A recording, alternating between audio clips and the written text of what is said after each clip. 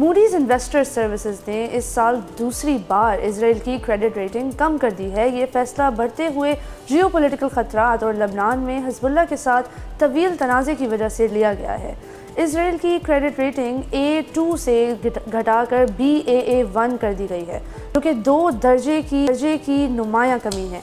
ये कमी इसराइल की जंग तलब पॉलिसियों का बराह रास्त नतीजा है, जिसने न सिर्फ खत्ते में अमन को ख़तरे में डाला है बल्कि इसने अपनी खुद की मईशत को भी शदीद नुकसान पहुँचाया है। नाज़रीन, इसके साथ ही मूडीज़ ने मनफी आउटलुक भी बरकरार रखा है।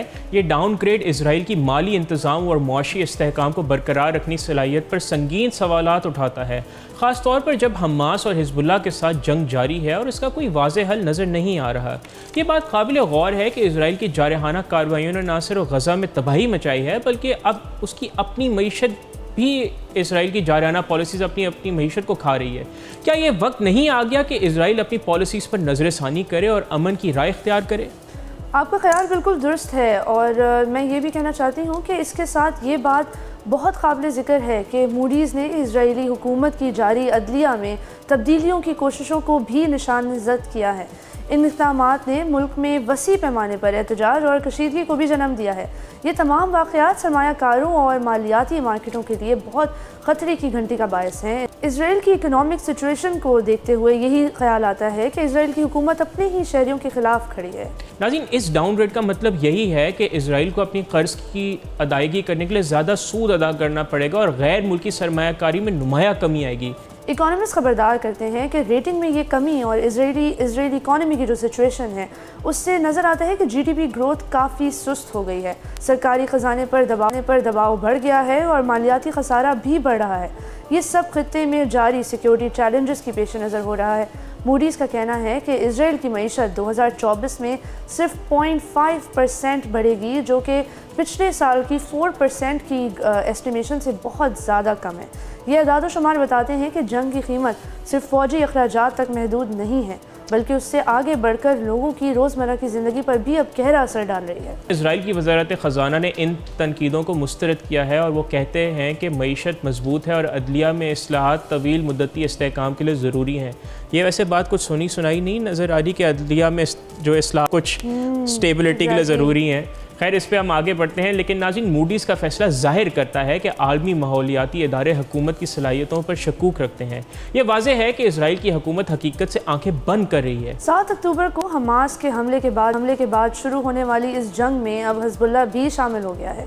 मूडीज़ के मुताबिक इस तनाज़े से निकलने की कोई हिकमत अमली ना होना और हिज़्बुल्लाह या ईरान के साथ मज़ीद कशीदगी का इम्कान इसराइल की क्रेडिट वर्थिनेस के लिए नुमायां ख़तरात पेश करता है। ये सूरत हाल जाहिर करती है कि इसराइल की जंग तलब पॉलिसियाँ न सिर्फ फ़लस्तीनियों के लिए बल्कि ख़ुद इसराइलियों के लिए भी बहुत ज़्यादा तबाही का शिकार है।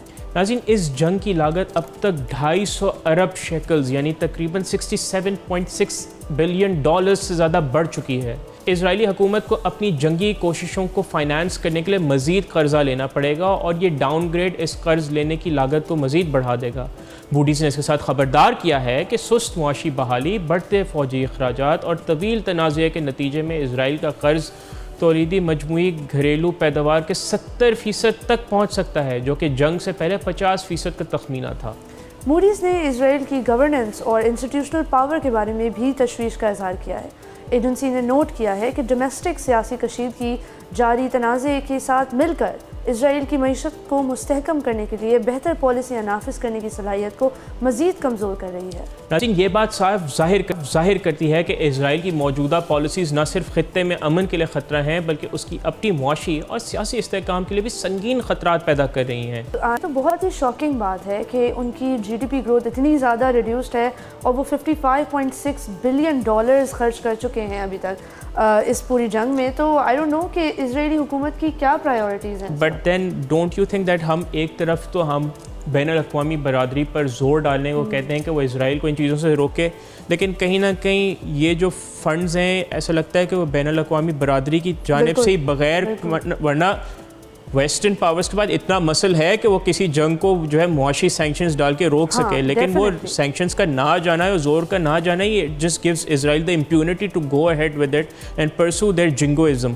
हाँ, I think you are very right about this, because अभी एट दिस पॉइंट हम जो देख रहे हैं कि यूनाइटेड किंगडम से लेके यूएस से लेके यूरोपियन यूनियन से लेके इसराइल को काफ़ी ज़्यादा मिलिट्री असिस्टेंस मिली है इस पूरे प्रोसेस में, और अपनी इकोनॉमी को इतना तबाह होते हुए देख के उनको इट्स रियली शॉकिंग कि it's not a deterrence of any kind. अब वो आप खुद ही देखें, अभी यूएन के फ्लोर से कायर स्टारमर जो बरतानवी वज़ीर आज़म है, उन्होंने कहा है कि मिडिल ईस्ट में जंग बंदी होनी चाहिए, लेकिन जंग बंदी के साथ उसी तरफ वो इसराइल को वेपन्स भी फराहम कर रहे हैं, तो क्या ये खुला तजाद नहीं? बिल्कुल बिल्कुल सही कह रहे हैं आप। सब्सक्राइब करें और बेल दबाएं ताकि कोई खबर रह न जाए।